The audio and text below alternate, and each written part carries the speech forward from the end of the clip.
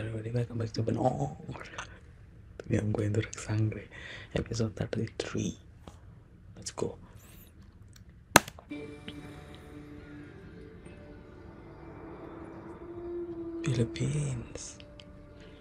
Philippines, Manila. Araw na ang lumipas, pero hindi pa rin nakahanap yung naturingang superhero na yan.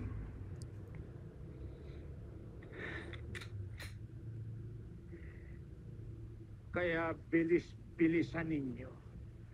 Dahil kung hindi, mga katawan ninyo ang hahanapin sa ilalim ng dagat. Maliwanag ba? Gob, huwag ka mag-alala. May naisip kami. Magandang ideya. Magbibigay tayo ng reward. Magbibigay tayo ng malaking pabuya kung sino mang magtuturo kay Sangre. Oh, no, they call her Sangre.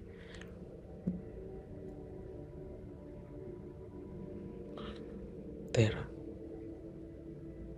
Tama kayo. Iba talaga ang dating ng pera sa tao. Lahat gagawin ng tao para sa pera. Ikaw nga to. Totoo po siya. Miss, ano nga pangalan mo? Sangre. Sangre. Ikaw yung nasa bangko? Yung pinapahanap? Yung may kapalit na malaking reward? Reward? Malaking reward? Oo, sigurado ka siya. Malaking reward. Sigurado ka. Ako na pala maghahatid sa inyo. So, akala ko, Ay, wait. Si Lutero yarn? Hindi. Pwede. Kami ng alaga ko yung unang nakakita sa kanya. Kaya sa amin ka sumama. Ako ang unang nakakita sa kanya. Ako ang unang nakaalam na may reward siya. These people. driver po ako. Driver ka ako, di ba? Kalma lang po tayo. Ganito ho ang gagawin natin. Una ho natin gagawin.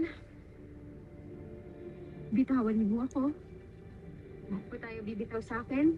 Ngayon po, pipikit po tayo ng mga mata natin. Inhale. Sama ka din na. Kinuha ko, tinago mo, nilakas mo na nga siya! Bakit niyo ba gusto siya ulihin? Sinave niya nga tayo natin. Oo nga, I can't believe it's the kid that say this statement. Oh my. Hindi na lang po huhuli sa mga superheroes.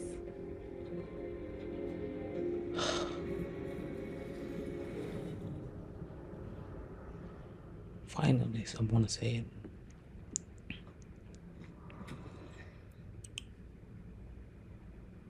Mina, mahal na Kera. Mm. Nadala lamang ako ng aking emosyon.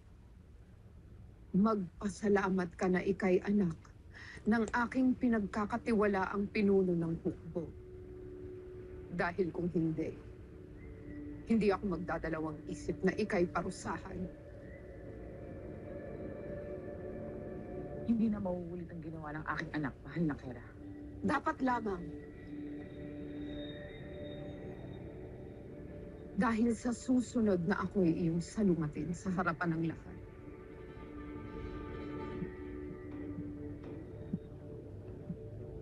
Oh,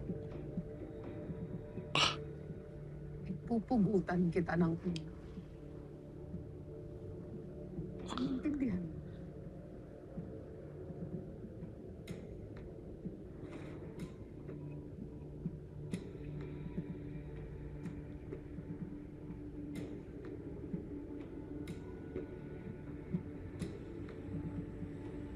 damn.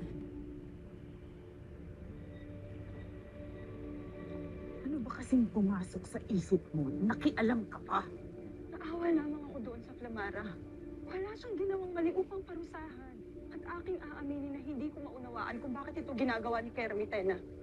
Maaaring walang kasalanan si Flamara. Ngunit ang kanyang ina ay mayroon. Kung dumating lamang si Perina, hindi na sana nasaktan ang kanyang anak. Sa susunod, na ikaw ay muling sumuway sa mahal na Kera. Hindi lang galit ng mahal na Kera ang iyong matitikman, Dea. Kaya tigilan mo na ang pakikialam mo sa mga sangre na yan.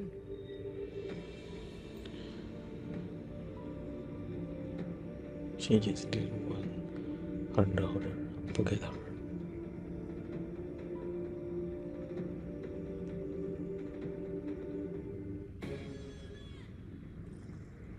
Iba rin. Niligtas mo na nga. Sila pa may gana manghuli sa'yo.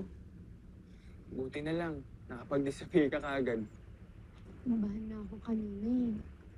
Kasi nung una ayaw gumana. Ang palagay ko, hindi ako nakapag-teleport kapag mayroong mga nakakapit sa akin.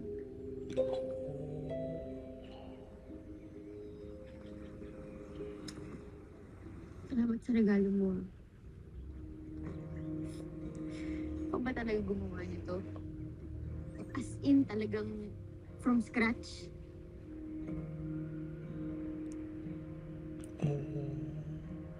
Hindi ko kinakabahan. I think he likes Tara. Na ako sa reward na yun. Kaya kailangan magdoble ingat ka, Tera. Wala na talaga dapat makakilala sa'yo. May nagpapahanap na eh. Kung sino man siya.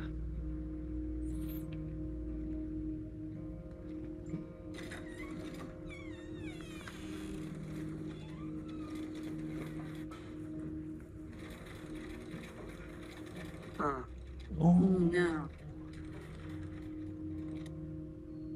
Ako natatapos. Sige na. Kaya mo ba?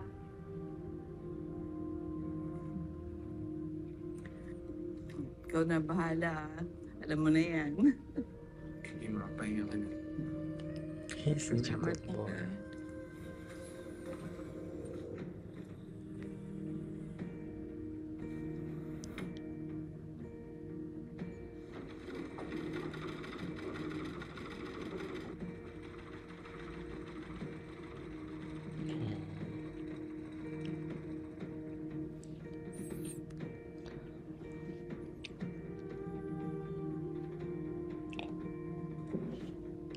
Hours. What is it? Oh, the design. The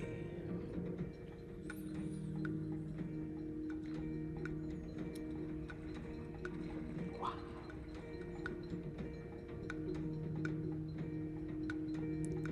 Yes, genius and math.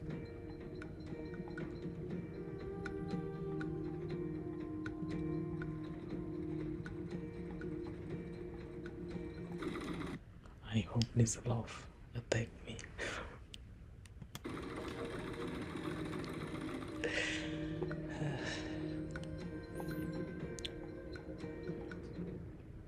Uy, hindi ah. Hindi from scratch yan. Mga sobrang gawa ni nanay yan. In-adjust ko lang ng unti. Akalain mo yun? Ibig sabihin, magaling ka para talaga sa costume design.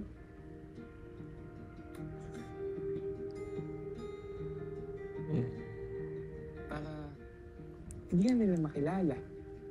Mahirap na. Alam mo, napaisip ako kanina.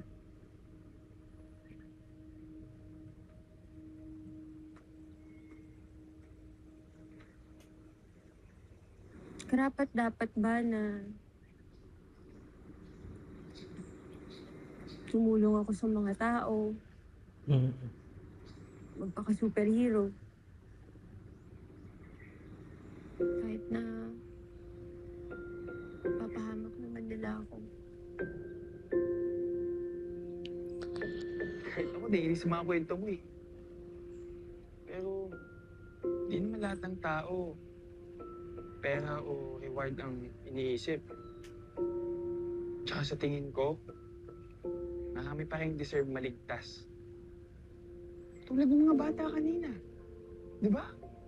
Sila nga yung solid na bilib sa'yo eh. Only the kids. Isipin mo na lang sila. Tulong lang ng tulong, Tera. Basta importante, hindi malaman ng mga tao ang tungkol sa'yo. Ano yun? Bakit? Anong hindi dapat malaman tungkol sa anak ko?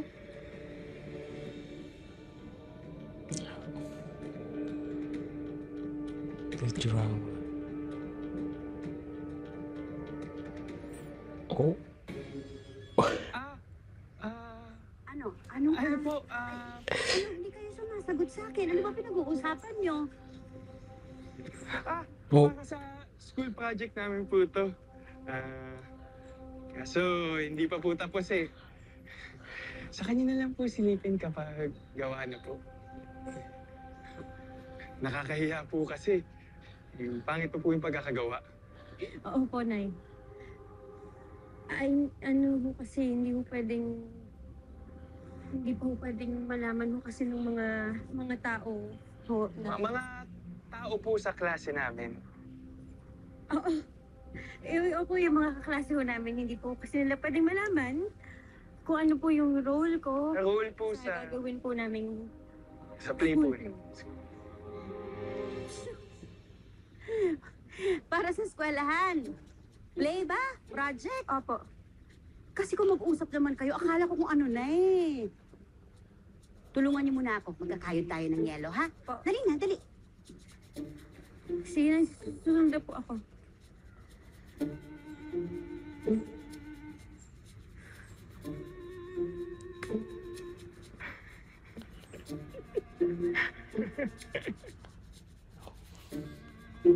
it's cute.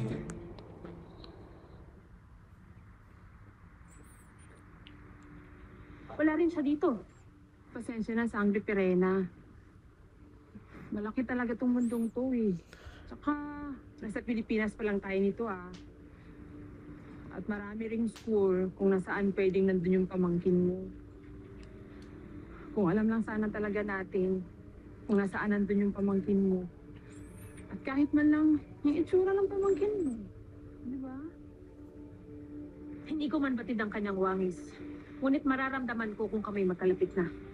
Sapagkat ang isang Sangre ay hindi magiging ibang nilalang sa kapwa nila Sangre. Oh, Lagi nilang mararamdaman ang isa't isa.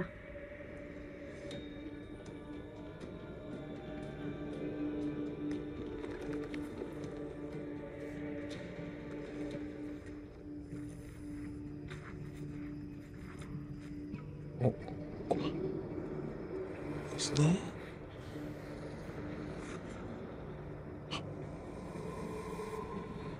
Oh,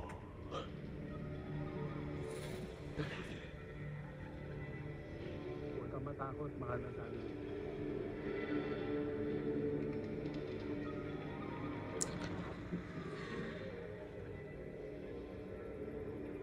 Isang malaking karangalan na makilala ka, mahal na sana. I can't with the costume. It looks ugly. Bakit ka lang po lumulubad sa harap ko? Dahil isa kang nilalang na mayroong mataas na katayuan sa mundo ng mga elemento. Isa kang Sangre. Kaya nga andirito kami lahat na laging nakamasid at nakabantay sa iyo. Oh, Kami? Oo. Kami ng aking mga kasama.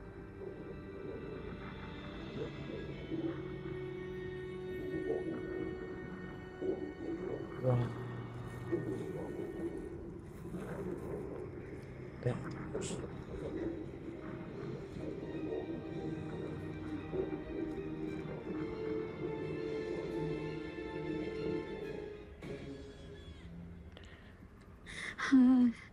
This is not real. Sandali. Ano yung...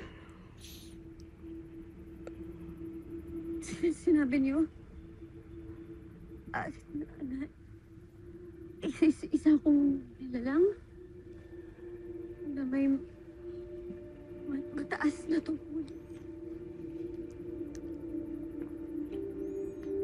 Anong alam mo tungkol sa akin? May kinalaman ba ito sa kapangyarihan ko? Kaya ako kakaiba? Mahal na Sangre, isa kang nilalang na meron nakatakdang isang malaking tungkulin. Isang laban na higit pa sa iyong mga akala.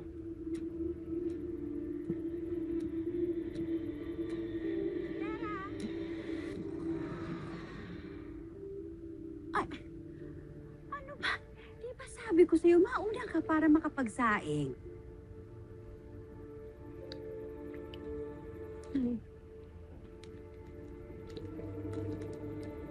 Hindi mo ba nakikita? Ang alin?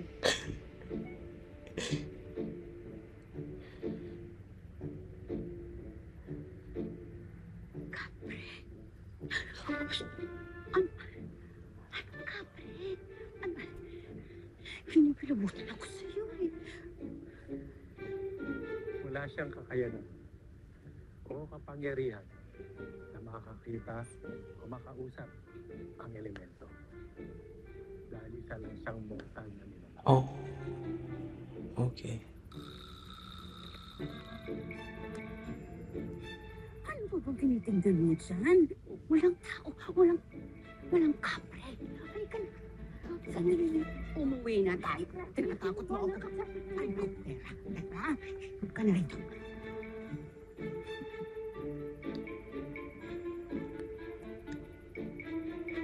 He reminds me of Bob Marley. Uy, hello, be. Asan ka na? Dito na kaming dalawa. Ikaw na lang hinihintay namin. Nakapag-order na kami, wala ka pa. Ano ba? Anong ginagawa mo? Asan ka na? Ito ba kasi nang hindi ng dami? Ang arte-arte mo. Ang kanyang kasangkapan. Nagdala noon ng ganyan ng aking hadiah na silira noon sa Encantadia. At sa pagkakatanda ko pa maaari kang makakita dyan mga larawan, hindi ba? Tumpak! Tama ka dyan, Sangre.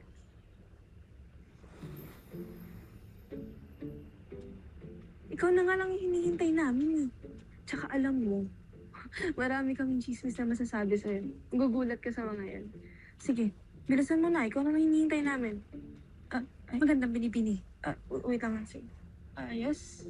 Tunay ba na mapapapunta mo rito ang iyong hinahanap gamit ang iyong kasangkapan? Ito. Oo.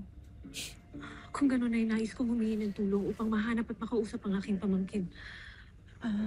Yun lang naman pala. Ba't kasi ang lalim mo mag-Tagalog? Sure. Anong number niya? Mana Sangre, bawat tao kasi na may-ari ng cellphone ay may kanya-kanyang number o di kay numero. Hindi ko pa rin naunawaan.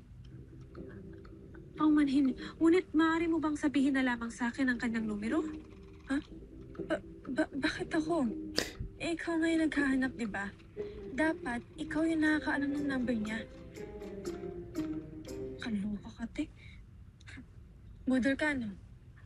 Tul, dyan ka na nga. Sandali, kinakausap kita. Parka.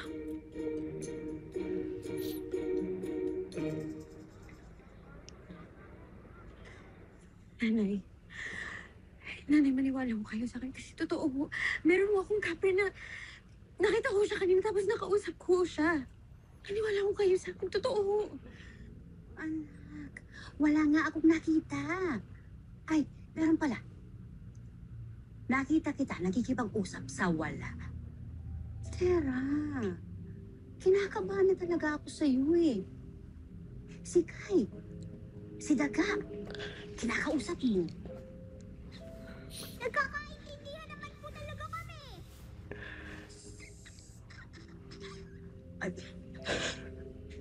Ayan ka na naman eh.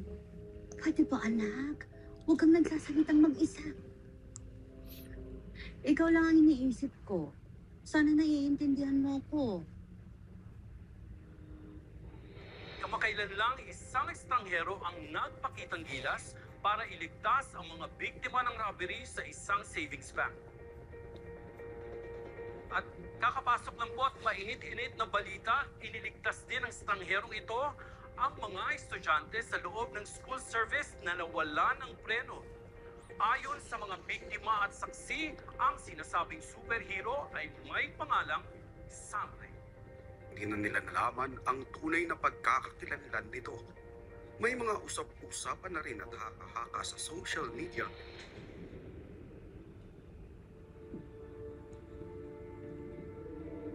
Sangre ang tawag dun sa superhero na sinasabi niyo?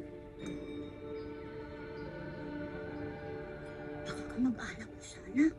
Oo, kasi narinig ko yung salitang sangre sa nanay mo mismo eh. Nung ipinanganak ka. Ano ba kasing klaseng pangalan naman yan? Hindi kasi seryoso, parang ganun. Wala akong bilib eh. Marami naman na siyang nailigtas na eh, di ba? Hindi ba ibig sabihin mo nun? Mas ligtas na po dito sa atin dahil nandito na si Sangre. Sus, di rin. Hanggat yang si Gob na yan ang may hawak sa lugar natin, wala. Lagi pa rin tayong kawawa. Tingnan mo nangyari sa lolo mo. Sana nga, hindi talaga manalo yung si Gob na yan. Dahil kahit kailan hindi ko siya binoto.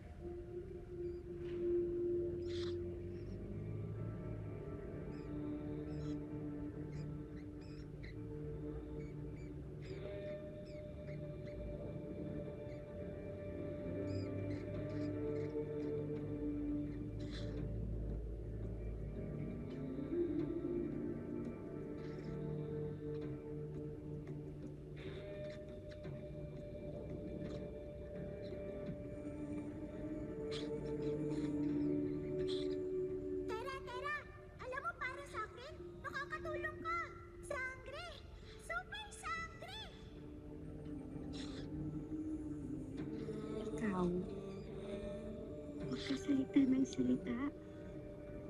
Isipin nila may problema na ako sa ito.